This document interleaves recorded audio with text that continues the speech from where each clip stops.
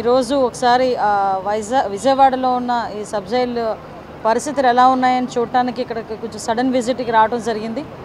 ఓవరాల్గా ప్రిజెన్స్లోని ఉన్న సౌకర్యాల గురించి కానీ, ప్రిజెన్స్లో ఉన్న ఖైదీల వివరాలు కానీ, అదేవిధంగా వాళ్ళు ఎలా ఉంటున్నారు, ఏం చేస్తున్నారు, వాళ్ళకి మౌలిక సదుపాయాలు ఎలా ఉన్నాయి, అట్ ద సేమ్ టైం వాళ్ళకి ఎలాగ విజిటింగ్స్ అవర్స్ ఇస్తున్నారు, అవన్నీ కూడా ఒకసారి కూలంకషంగా చూడటానికి ఈరోజు ఇక్కడికి విజయవాడ సబ్ జైలుకి ఇక్కడికి రావడం జరిగింది. ఇక్కడ లోపలికి వెళ్ళిన తర్వాత వాళ్ళ కెపాసిటీ అంటే సుమారుగా 1 ఎకరంన్నరలో ఉన్న కొంచెం ఎప్పుడుదో చాలా పాత జైలు ఇది. ఇప్పటికీ కూడా మౌలిక వసతులు మ్యాక్సిమం ఎక్కడ కూడా ఇబ్బంది లేకుండా చూసుకునే బాధ్యత కూడా తీసుకుంటున్నారు. ఓవరాల్గా అందరితోని కూడా మాట్లాడడం జరిగింది. వాళ్ళకున్న వసతులన్నీ కూడా ఎలా ఉన్నాయి, ఏం చేయాలని అది కూడా చూడటం జరిగింది. కొంత ఇంటెంట్ కూడా డిపార్ట్మెంట్ వాళ్ళు కొంత ఇంటెంట్ కూడా ఇచ్చారు. ఎందుకంటే ఈరోజు ఈ మధ్యకాలంలో జరుగుతున్న నేపథ్యాలు కానివ్వండి, కొన్ని ఆరోపణలు కానివ్వండి, ఆరోపణల దృష్ట్యా కంపల్సరీగా మేము కూడా ఒకసారి వాచ్ చేయాలి, ప్రెజెన్స్ అన్నింటినీ కూడా విజిట్ చేయాలి, అక్కడున్న మౌలిక సదుపాయాల గురించి అదే కాకుండా అక్కడున్న అధికారులతో కూడా ఒకసారి మాట్లాడాలి అని ఒకే ఒక ఉద్దేశంతో మేము ఇక్కడికి రావడం జరిగింది. ఈరోజు ఇక్కడికి వచ్చి అన్నీ కూడా క్లియర్ కట్గా మేము ఇన్ఫర్మేషన్ అని తీసుకున్నాము. ఫర్దర్గా ఇక్కడ ఏ మౌలిక సదుపాయాలు కల్పించాలి, లేకపోతే ఇంకా ఎటువంటి ఇనిషియేషన్స్ తీసుకోవాలి, అవన్నీ కూడా కొంచెం చర్చించి మేము అందరం కూడా నిర్ణయం తీసుకుంటాం. ఎందుకంటే ఇది ప్రెజెన్స్కి సంబంధించింది, కొన్ని వివరాలు మేము బయటకు చెప్పకూడదు కాబట్టి కొన్ని సందర్భాల్లో ఇంతకు మించి మేము ఎక్కువగా మాట్లాడలేం. అది ప్రెజెన్స్కి సంబంధించి. ఇంకోటి జైల్లో చూస్తే కనుక ఇటీవల కాలంలో విజయవాడ సబ్ జైలు చూస్తే కనుక కొన్ని బయట నుంచి లోపలికి వస్తువులు వెళ్ళి నేరస్తులుగా అన్నిటి కూడా జరుగుతుంది. యాక్చువల్గా మీరు చెప్పిన మాట అయితే వాస్తవం అండి. అది యాక్చువల్గా ఆరోపణలు కూడా వచ్చినాయి. దాని గురించి కూడా ఇప్పుడు నేను మాట్లాడాను. దాని మీద కూడా ఎంక్వైరీ కూడా జరుగుతుంది. ఎవరైతే కొంతమంది ఆఫీసర్స్ ఎవరైతే కొన్ని వసతులు తీసుకెళ్లారు, కొన్ని వస్తువులు తీసుకెళ్లారు లోపలికి అని చెప్పారో, వాళ్ళు ఏ ఉద్దేశంతో అవి తీసుకెళ్లారు, ఎంత ఇండెంట్ ముందు పెట్టి తీసుకొచ్చారా, లేకపోతే ఆల్ ఆఫ్ సడన్ తీసుకొచ్చారా, ఇవన్నీ కూడా ఎవరు ప్రోద్బలంతో తీసుకొచ్చారని ఈవెన్ దో మెడికల్ ఆఫీసర్ మీద కూడా ఈరోజు ఎంక్వైరీ చేస్తాం. ఎందుకంటే మెడికల్ ఆఫీసర్ ఇన్సులిన్ పెట్టడానికి ఏదో మాకు ఫ్రిజిరేటర్ కావాలని ఒక పక్క రకంగా మాట్లాడటం అన్నది ఈరోజు నాకు తెలిసిన ఇన్ఫర్మేషను. దాని మీద కూడా ఒకసారి సమగ్రంగా విచారించి ఇప్పుడు అవసరం లేని ఫ్రిజర్ ఇప్పుడు ఎందుకు అవసరం వచ్చింది, ఇప్పుడు ఇంతకు ముందే ఇండెంట్ పెట్టారా, లేకపోతే ఇప్పుడు ఆల్ ఆఫ్ సడన్ ఎవరి రిక్వెస్ట్ మేరకైనా అది పెట్టారా ఏంటి అన్నది కూడా దాని మీద కూడా సమగ్రంగా విచారణ జరిపిస్తాం. ఒకటి మాత్రం నిజమండి, ఖైదీలు అన్న తర్వాత అందరూ ఖైదీలు ఒకటే. అక్కడ విఐపి ఖైదీ ఉంటాడా, ఆ ఖైదీ ఉంటాడా అన్నది కాదు. విషయం ఏంటంటే ఆ లోపలికి అంత వసతులు కల్పించాల్సిన అవసరం కూడా ఏమీ లేదు. నేను ఒకటే చెప్తా డిపార్ట్మెంట్ వాళ్ళకి కానీ ఎవరికైనా, అంత వాళ్ళ ఉద్యోగాలకి ఇబ్బంది కలిగేటంత పరిస్థితులు ఏ ఉద్యోగి కూడా తెచ్చుకోకూడదు. నేను అదే విషయాన్ని చాలా క్లియర్గా చెప్పాను. దాని మీద సమగ్రమైన విచారణ జరుగుతుంది. విచారణ 2-3 రోజుల్లో పూర్తవుతుంది. పూర్తయిన తర్వాత ఎవరైతే ఇలాంటి ఇష్యూస్లో ఇన్వాల్వ్ అయినారో ఆఫీసర్లు అందరి మీద కూడా చర్యలు ఉంటాయి.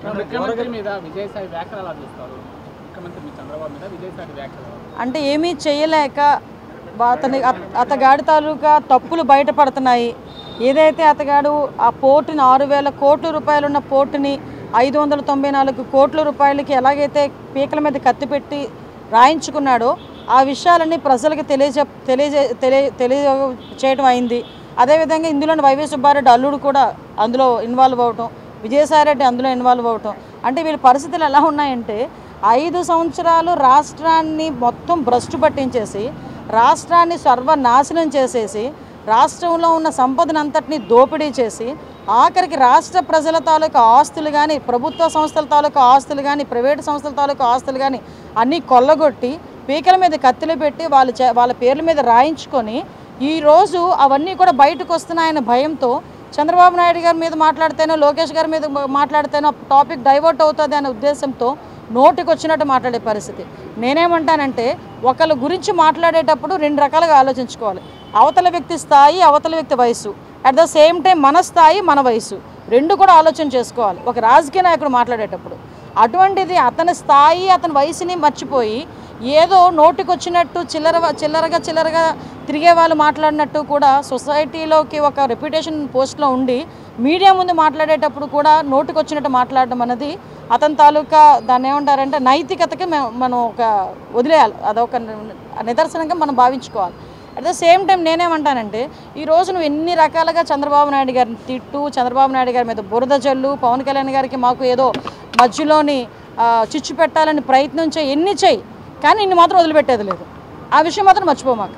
ఎంతమంది మీదకి నువ్వు వెళ్ళి ఎన్ని బురద జల్లాలని ప్రయత్నం చేసినా రేపొద్దు నా గురించి నువ్వు ఎన్ని మాట్లాడినా కూడా నేను కూడా భయపడేది ఏం లేదు. ఎందుకంటే ఈరోజు ప్రజల సొమ్ము తిన్నావు, ప్రజల సొమ్ము తిన్నారు మీరు అందరూ కలిపి. ఈరోజు చాలా ఆస్తులు కొల్లగొట్టారు. ఈ విషయాల మీద విచారణ జరుగుతుంది, ఈ విచారణలో వెళ్తుంది కాబట్టి ఎందుకు నీకు అంత భయం ఏంటి? నిజంగా నువ్వు చేయలేదనుకో ఎంక్వైరీ చేసుకోమని చెప్పు. దాని గురించి మాట్లాడటం అనేసి చంద్రబాబు నాయుడు గారు వయసు గురించి ఎందుకు మాట్లాడతాడు ఈయన? అసలు నాకు అర్థం కాదు. పవన్ కళ్యాణ్ గారు గురించి చంద్రబాబు నాయుడు గారి గురించి మధ్యలో చిచ్చు పెట్టడానికి ఎందుకు మాట్లాడతాడు ఈయన? అరే నువ్వు బయటకు వచ్చావు, మేము ఆరోపిస్తున్నాం కొన్ని సందర్భాల్లో. ఆరోపణలకు విషయం చెప్పు. ఈరోజు నా మీద ఎవరైనా ఆరోపించారనుకోండి, ఆ ఆరోపణలకు నేను సమాధానం చెప్తాను. దాని గురించి మాత్రం మాట్లాడరు వీళ్ళు. వెంటనే టాపిక్ డైవర్ట్ చేసే మాట్లాడే పరిస్థితి. లాస్ట్ 5 సంవత్సరాలు చేసి 11 తెచ్చుకున్నారు. మళ్ళీ ఈ 5 సంవత్సరాలు ఇదే కనుక చేస్తే ఆ 11 కూడా రావు గ్యారంటీగా. రేషన్ మాఫియాకి సంబంధించి ఏర్పాటు చేసినటువంటి సిట్లో వైసీపీతో అంటగాగిన బీఎస్పీలో ఉన్న విమర్శలు వస్తున్నాయి. ఏమన్నా మరి రీషఫ్లింగ్ చేయబోతున్న మార్పులు ఎంక్వైరీ జరుగుతుందండి. ఒకటి విషయం అండి, ఇప్పుడు వైసీపీకి అంటగాగిన వాళ్ళ లేకపోతే టీడీపీ సింపటైజర్సా అన్నది పక్కన పెడితే ఈరోజు ఎవరు పర్ఫెక్ట్గా పనిచేస్తారన్న దాని మీద మేము తీసుకుంటున్నాం. ఈరోజు ఒకవేళ నిజంగా మీరు అన్నట్టు అటువంటి పరిస్థితులు ఏదైనా ఉన్నాయనుకుంటే కనుక మేము మళ్ళీ క్రాస్ చెక్ చేసుకుంటాం. క్రాస్ చెక్ చేసుకుని మళ్ళీ తిరిగి ఏం చేయాలని మేము చేసుకుంటాం. ఓరుగడ్డ అనిల్ లాంటి వాళ్ళకి రాజమర్యాదలు కల్పించారు, మన సస్పెండ్ కూడా చేశారు. ఎందుకంటే వైసీపీ వాళ్ళకి ఈ విధంగా జైళ్ళలో రాజమర్యాదలు ఎందుకు? పోలీస్ డిపార్ట్మెంట్లో ఇంకా ప్రక్షాళన జరగాల్సిన అవసరం ఉందా సార్? ఒకటి ఏంటంటే లాస్ట్ టైం అంటే ఈ విషయం నేను మాట్లాడాలి. ఎందుకంటే చాలామంది అఫీషియల్స్ని వీళ్ళు బెదిరించారు. ఎంతలా బెదిరించారంటే పర్సనల్గా కూడా బెదిరించే పరిస్థితులు వచ్చింది. అంటే కింద స్థాయి ఆఫీసర్ నుంచి పై స్థాయి ఆఫీసర్ వరకు కూడా విపరీతంగా బెదిరించి వ్యవస్థని భ్రష్టు పట్టించారన్న సంగతి మీకు తెలుసు, నాకు తెలుసు, ప్రజలందరికీ కూడా తెలుసు. దట్స్ వే ప్రజలు ఒక మంచి నిర్ణయం తీసుకున్నారు. ఈరోజు మమ్మల్ని అధికారంలో కూర్చోబెట్టారు. నేనేమంటానంటే బోరుగడ్డ అని ఆడ పేరు ఎత్తడానికి కూడా చాలా చిరాగ్గా ఉంటుంది.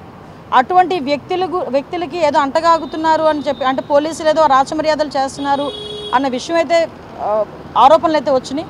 దాని మీద ఎంక్వైరీ చేసాము. ఎంక్వైరీ చేసినప్పుడు అందులో నిరూపితమైన తర్వాత ఇమ్మీడియట్గా యాక్షన్లు తీసుకున్నాం. అటువంటి పరిస్థితులు తెచ్చుకోవద్దని కూడా కొన్ని సందర్భాల్లో పోలీస్ డిపార్ట్మెంట్ వాళ్ళకి కూడా చాలా క్లియర్గా చెప్తున్నాం. ఎట్టి పరిస్థితుల్లోనే అటువంటి పరిస్థితులు ఇంక రావు.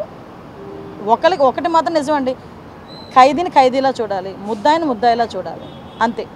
అదే బేస్ పెట్టుకోవాలి.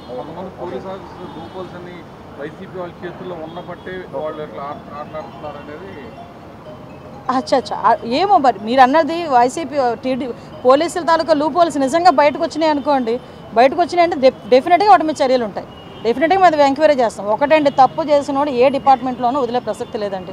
అది ఏ పార్టీ వాడైనా వదలము, ఏ డిపార్ట్మెంట్లో ఉన్నా వదలము. అది మాత్రం క్లియర్. దీని గురించి దాన్ని కూడా రాద్ధాంతం చేయడానికి చాలామంది ప్రయత్నం చేస్తున్నారు. ఒకటైతే నిజం, బోరుగడ్డ అనిల్ అనే వ్యక్తిని ఎన్ని రకాలుగా అంటే వాళ్ళు ఏదో బోరుగడ్డ అనిల్కి రాజమర్యాదలు చేశారని వీళ్ళందరూ అనుకుంటున్నారు. కానీ అక్కడ యాజ్టీజ్గా ఎలాగ యాజ్ పర్ నామ్స్ అయితే అలాగే జరుగుతుంది. గతంలో వైసీపీ ప్రభుత్వంలోనే విధులు నిర్వహించిన పోలీసులు ఎవరైతే ఉన్నారో కీలక పోస్టులు తిరిగి కూటమి వచ్చినాక వాళ్ళకు కూడా అదే పోస్టులు ఇచ్చారు. కాబట్టి వాళ్ళు లోపల వైసీపీ సపోర్ట్ చేస్తున్నారు అని టీడీపీ కార్యకర్తలు అండి. ఒకటండి, నిఘా యంత్రం అన్నది, నిఘా ఒకటి మాత్రం ఉంటుంది కంపల్సరిగా నిఘా అన్నది ఉంటుంది.